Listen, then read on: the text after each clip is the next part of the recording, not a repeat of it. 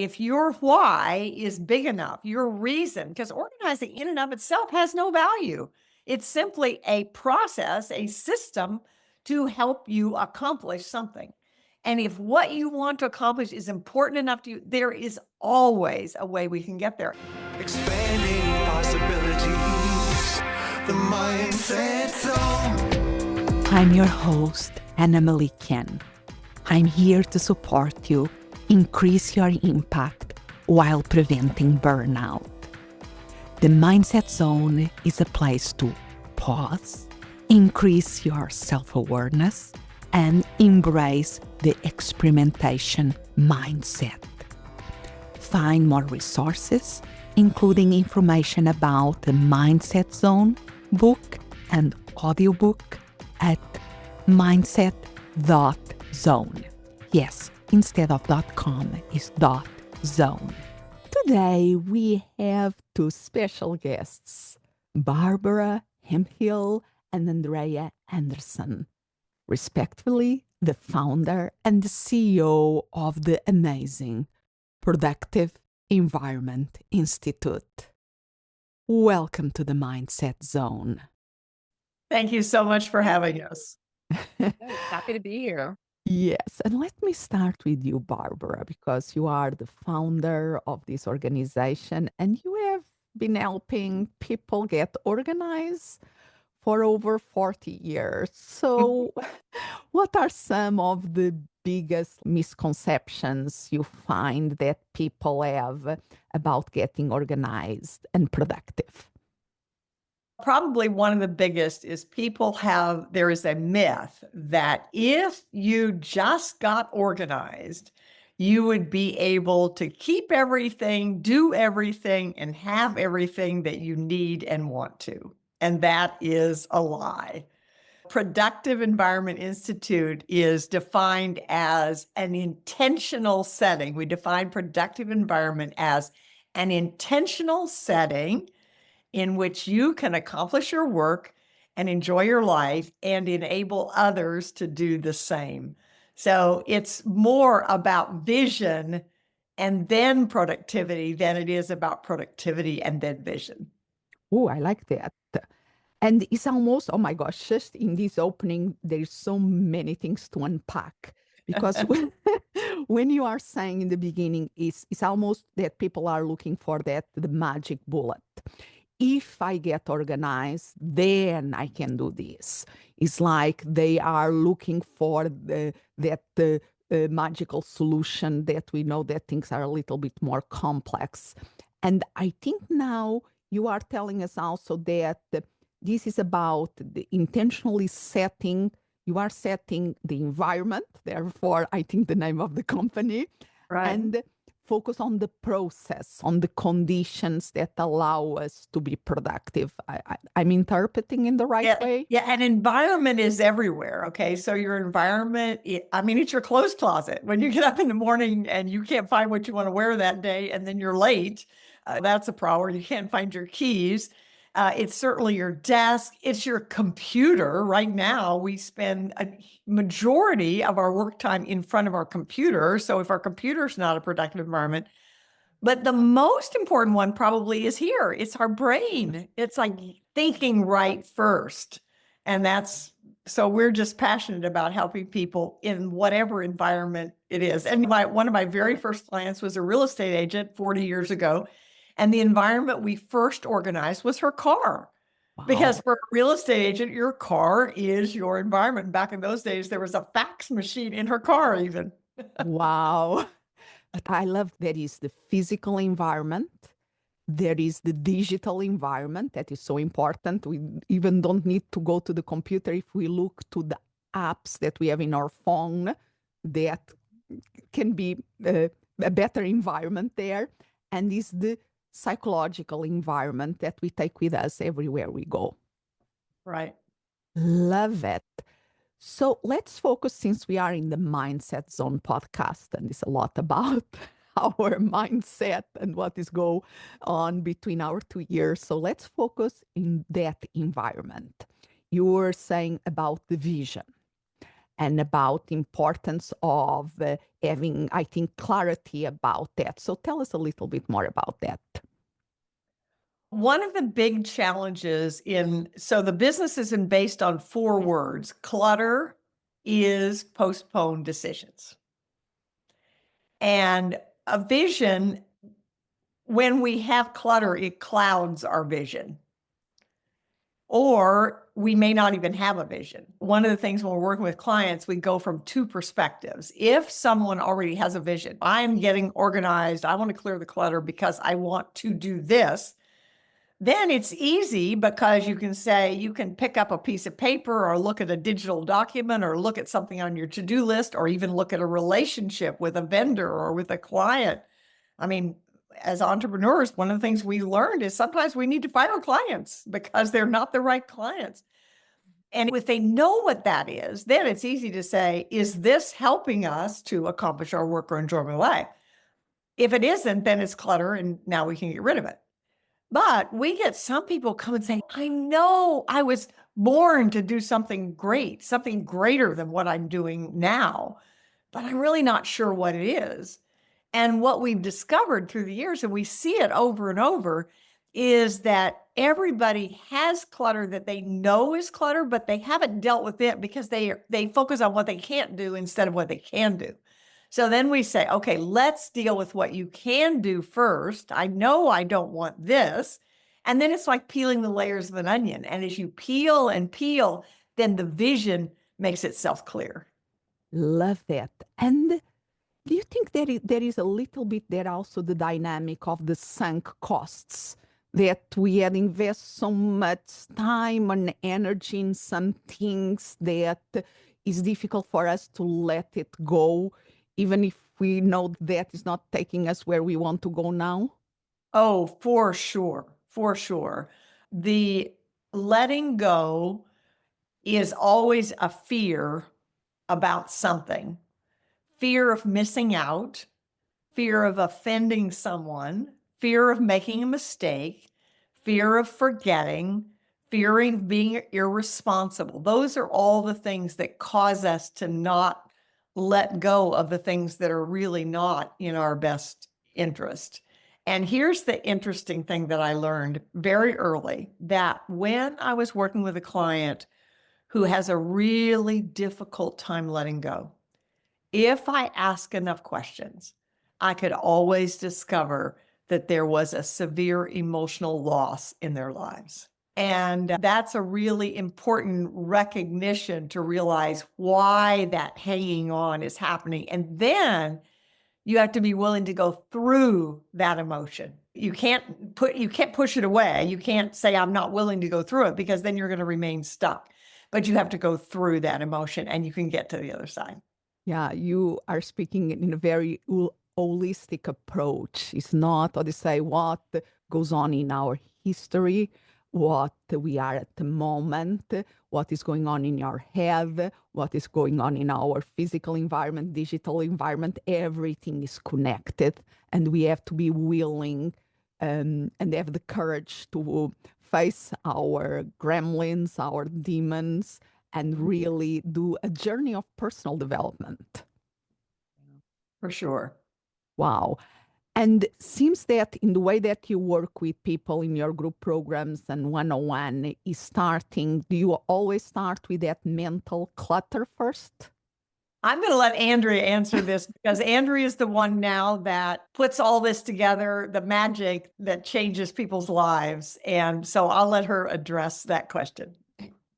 Thank you, Barbara. Yeah, so the mental clutter is addressed in the beginning with mostly from Barbara, because she's the big picture visionary person, and she can get to somebody's root cause or root issues quicker than anybody I know. Wow. So we do address that. And she has a book called Less Clutter, More Life. And it is really all about that. I'm more of the logistical side. She's the heart and the mind and all of that, and getting really clear on what you want, what's been stopping you, and so forth. And then I come in and then I help with the logistics. You mentioned, Anna, about all the apps on our phone, right? So we have information coming to us from so many different directions, including apps on our phone. Email is a huge issue for people. Real mail, paper mail coming in, printing things off on our printer, just so many things coming at us from different directions. And it's hard to think, it's hard to get in the right mindset, right? When you have all of these things coming. Our goal is to help people systemize the capture of all those pieces that are coming in, sifting out the stuff that's not important. But what do you do with all of the things that are coming in? So that's my logistical brain is like, okay, how do we capture all of those things in one place? So then you can organize them. Really, I mean, I don't want to make this sound so simplistic because there is work involved here, but we systemize the capture of information and then we organize that information really into categories. And Barbara came up with this 40 some years ago when I was graduating from high school. I mean, really. And that is organizing into actions. So things to do, projects, things like that, or reference, information to keep for future reference. It really boils down to two categories, right? And so if that acronym spells SOAR, systemize, organize, systemize and organize with action and reference.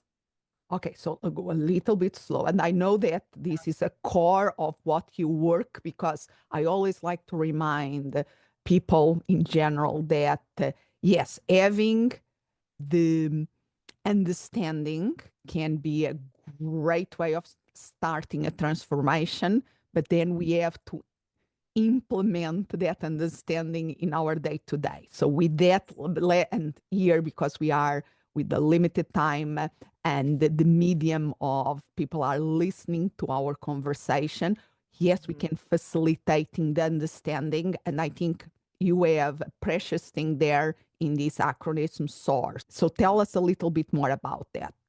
Let me just interrupt first and say Yes. where Andrea mentioned that I came up with this 40 years ago, and let me describe how it happened, because I think it'll make people understand.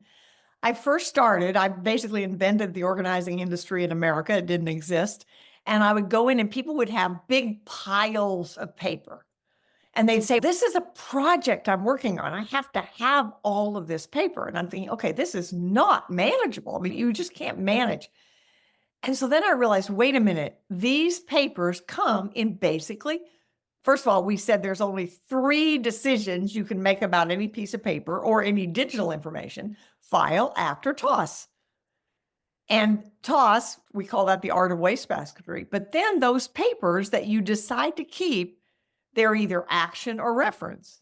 And most of the time, the reference is probably 80 to 90% of it. It's the stuff you probably could throw it away, but you just don't have the guts to because you're afraid. So you put it in a reference file because you might want it.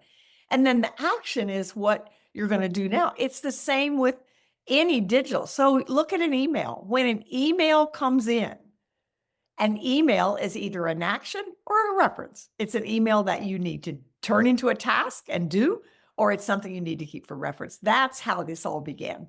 And I will add that some are them for deleting into TOS, because That's right. really there's so much promotion and stuff on our email that so file, act, and TOS.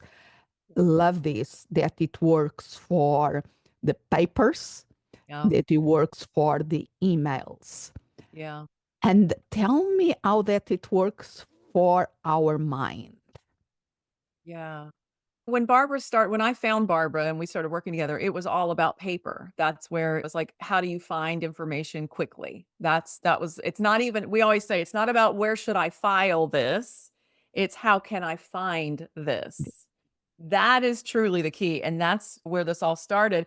And that was early 2000s. And then now fast forward, we have an amazing program for helping you find paper. A lot of people still are paper based and they have lots of paper from former jobs or for whatever. And so we still have that we teach, but now we've got all the digital information on top of that. And so finding a way to bridge those together where you can find anything you file, whether it's on paper or online, in seconds is the key. And you said, how does it impact your mind? People are trying to remember, hey, can you pick this up? Hey, can you send me that contract? Hey, you need to work on this report. hey, and everybody's trying to maybe jot down on a notebook or on a sticky note or an index card, or they're jotting things in different places, and it boggles their minds. They forget, things fall through the cracks. So then they feel guilty. They might feel shame because they didn't respond to someone in a timely manner. It impacts personal relationships, family, it impacts business, it impacts jobs. So if we can help people systemize, again, it goes back to SOAR, systemize the capture of information, organize that information in a way that it can be acted upon or saved for future reference. And if it's saved, you know that you can find it when you need it. 80% of what we keep, we never use. And so if we keep stuff, we want to be able to find it quickly. And that is just a very freeing, very liberating way to feel, to be. And it also applies to the thoughts in our mind. So with paper, we use the question, oh, what's the worst possible thing that would happen if I didn't have this? If I threw this away, or a digital document, if I deleted this, what would happen? And it's not a moral issue. So we use something called the cost factor, which is you can keep everything you want if you're willing to pay the price, which is time, space, money, and energy. So our job is not to tell you what to keep. We don't have any right to do that. We're facilitating your doing it. We can help you identify, what is this going to cost you in time, space, money, and energy in order to keep this document or whatever. The same is true of the thoughts in our mind. So much of our success in being productive and organized has to do with how we feel about ourselves. And if our mind is full, this is the one we hear all the time. I have ADHD and I'm just disordered. I've been diagnosed with ADHD. These systems were created for me, by me, for me, because I need them. So I was getting a manicure, and a woman asked me what I did, and I told her, she said, oh, can you help me? And I said, I don't know. I can't, but the question is, do you think you can? Because if you don't think you can be organized, that will be a self-fulfilling prophecy. But the interesting thing is, what makes what we do fun? And the reason I'm still in it after 46 years is that God did not create any two people the same. And organizing is an art. And we'll say, paint a picture for what you want your life, your work to be like. And then let's help develop a system. And we use the acronym, saving you space, time, energy, and money. Let's develop a system for you to accomplish that. One of my favorite stories is a friend of mine was complaining all the time about her messy office, and I offered to help her. She was going to move to a new job, and as a gift, I wanted to gift her 4 hours of my time to help her get organized for the new job, and she declined. And I was curious why, and then she said, oh, you'd just die if you saw my office. People say that all the time. I said, well, first of all, it's your office, so I don't really care, but I said, I have to see it. Now we do work virtually, so we help people all over the world that we don't see, and we don't have to see their mess. But back then, I didn't do that. I said, put your papers in a box and bring them to my office. So she did, and at the end of 2 hours, she was ecstatic.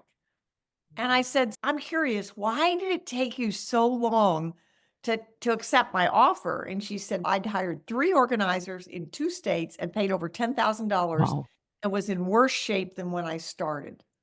And I said, so I have a question. What's different about what we're doing that you seem to really believe is going to help, and what you did then? And she said 2 things.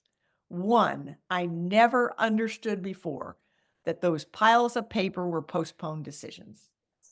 And secondly, you didn't tell me what I should do. You asked me what I was willing to do. That's Wow. the art of organizing. Yeah. Yeah, you are not giving another thing to put on the pile and to postpone the decision That's about right. it. That's right.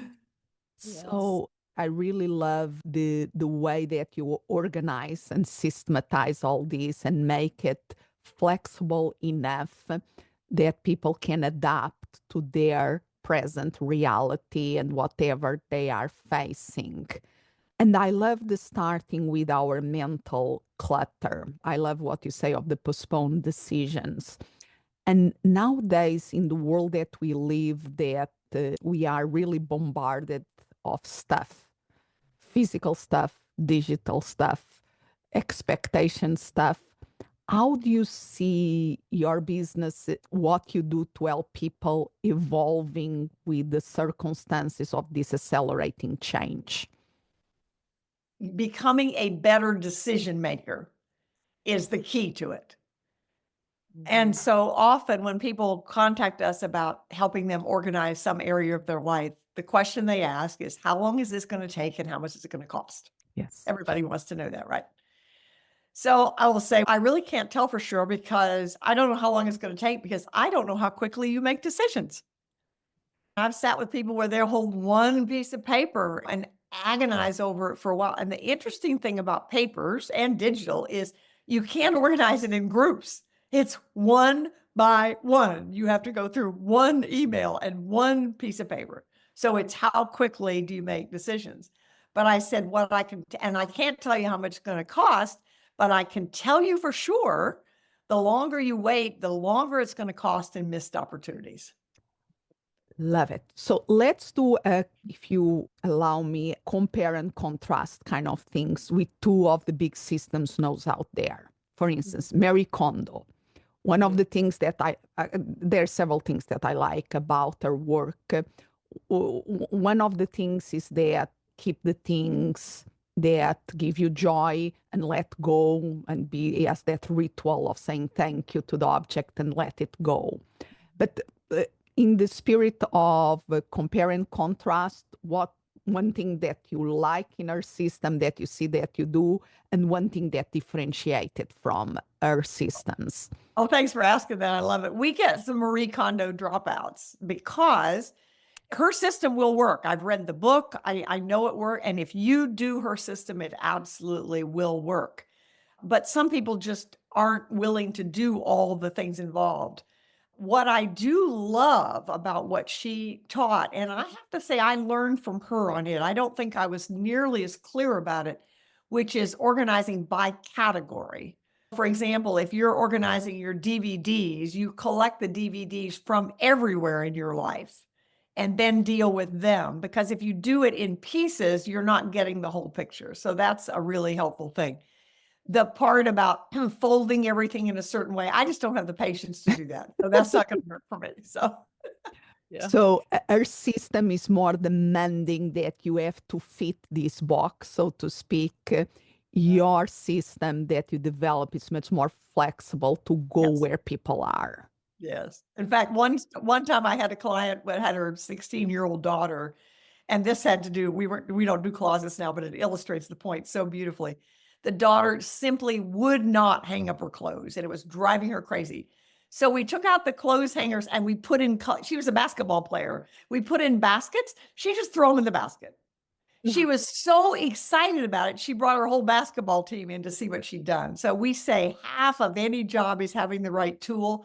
There's a perfect example. Love it, love it, love it. It's so true. I have a teenager, and she tests my creativity about that for sure.